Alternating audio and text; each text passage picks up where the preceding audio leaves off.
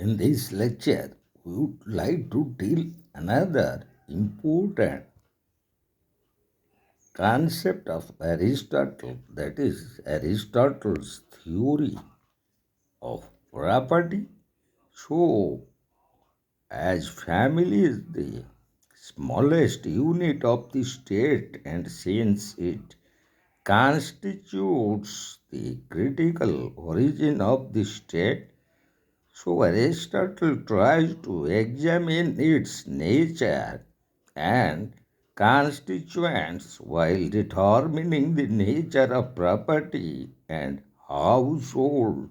The following facts must be taken into account of Aristotle's theory of property. So, Plato is of the opinion that a small state and a great household are essentially the same, and the government of both is but one science. But Aristotle disagrees with this view of Plato. Further, it was Aristotle who first of all worked out the fundamental principle that the character and distribution of wealth is a determining factor in fixing the form of government.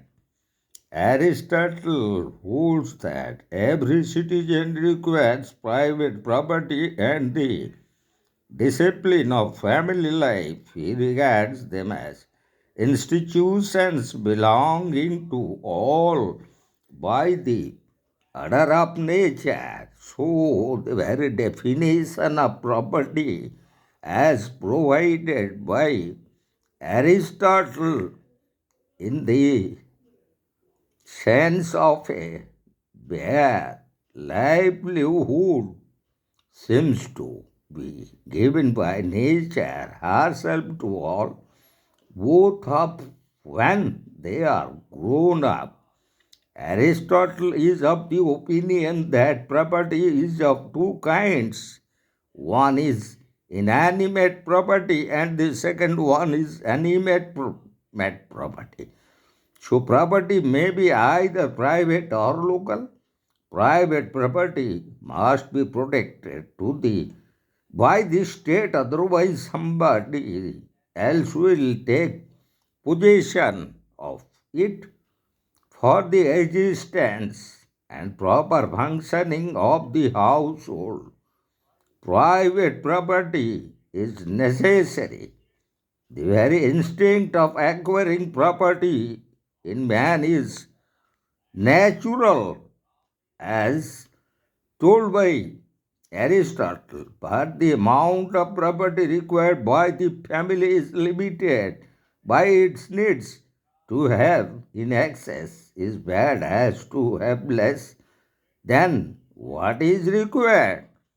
So, Professor E.M. Foster, in his Master of Politics, has expressed his opinion in the following words: a hammer must be heavy in order to serve its purpose, but the object of the hammer maker will not be to make it as heavy as possible. The same function of the hammer, which demands weight, also sets a limit to the weight required, and the good hammer maker will observe this limit. The essence of Aristotle's saying is that all true wealth must be limited. So, Aristotle justified his argument of in favor of private property. According to him, private property is a necessary part of social economy. Aristotle says when everyone has a distinct interest and man will make more progress because everyone will be attending to his own business. And Professor Evenstein is of the view that Aristotle links the idea of self interest with that of social progress, where self interest is involved. The individual concerned will do his best, and his best efforts will in turn benefit the society. And the second argument made by Aristotle in justification of his private property is that the instinct of acquiring property is the nature's gift to man. And the third justification in favor of private property made by Aristotle, as property is necessary for the existence and proper functioning of the household. In the third argument, also he justified his views in favor of private property. And the fourth argument he made in justifying in favor of private property is that the instrument of private property is essential for leading good life as well as for the development of individual personality. And the fifth argument or justification he made in favor of private property is that the ownership of property is a source of pleasure. As Aristotle says, almost all men love money. Thus, on psychological ground also Aristotle defends private property. And the next justification in favor of private property made by Aristotle is that the ownership of private property creates a sense of civic responsibility in the owner of the private property. And the last justification Aristotle made in favor of private property is that private property makes the man know the art of managing it, and the experience thus gained will also be useful in the management of state affairs.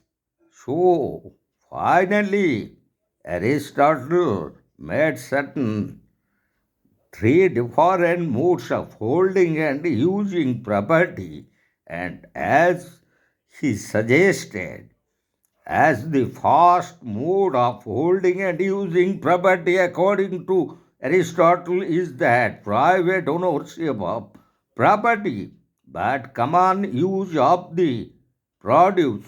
And the second modes of holding and using property as suggested by Aristotle is common ownership of property but private use. And the third mode of holding and using private property according to Aristotle is that common ownerships of property and also common use of the property. But Aristotle himself has preferred the first mode, and that is private ownership of property but common use of the produce or the results of those property privately hold. So he says it is clearly better that property should be private, but the use of it must be common.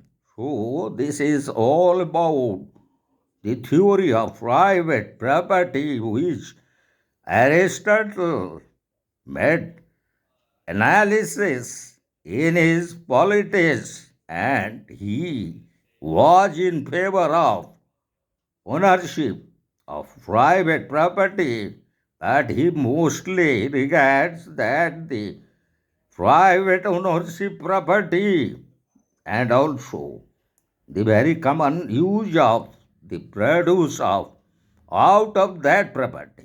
So we have completed our lecture on Aristotle's theory of property.